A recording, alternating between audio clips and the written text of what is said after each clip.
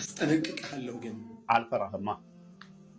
እመክርሃለሁ ግን ምክርን አልቀበልማ። እኒህን ታላቅ ነቢይ አትንካ። ትልቅ አይደለም። ምላስህን ቆጥብ። ወላሂ እንዲህ ብለህ ከምትናገር ዱዳ ሆነህ ብትፈጠር በተሻለ። አላህም እንዲሳደብ ነበረ። በቀራ ቁጥር 18 ላይ ዲዳ ደንቆሮ እያለ ይሳደብ ነበረ። እንደ አላህ አትሁን። ይህንን ንግግርህን ከምንሰማ ጆሮአችን ምነው ዱዳ በሆን። አሁንም መሆን ይቻላል። ምነው ጆሮአችን በደነቆረ። አሁንም ትችላለህ። ምነው መስማት በተሳነን ያንተን ስድብ ከምንሰማ። አለመስማት ግን አትችልም።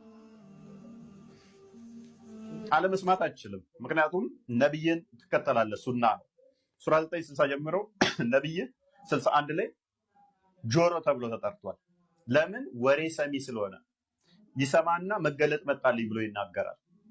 ዱዳ በሆን ጆሮአችን ባልሰማ አችልም። እንደ ነብይ ለመሆን የግዴታ ክርስቲያኖችና አይሁዶች ምን አሉ ብለህ ከዛ መገለጥ ብለህ እንደ ነብይ ትከተለናል። እባካችሁ ሙስሊሞች፣ መልእክቴ ለሙስሊሞች ነው። የኛ ደካማነት፣ የኛ መበታተን እንዲህ እንድንናቅ አደረገን። ነቢዩ ሰለላሁ ዐለይሂ ወሰለምን የሚያዋርድ ሰው ካያችሁ ያዋረድነው እኛ ነን። እናንተ አይደላችሁ የሚያዋርዳችሁ። አይሻ ነች ያዋረደችው። ከሚስቶቹ ሳይገናኝ ብቻውን ወሲብ ያደርጋል። ልብሱ ላይ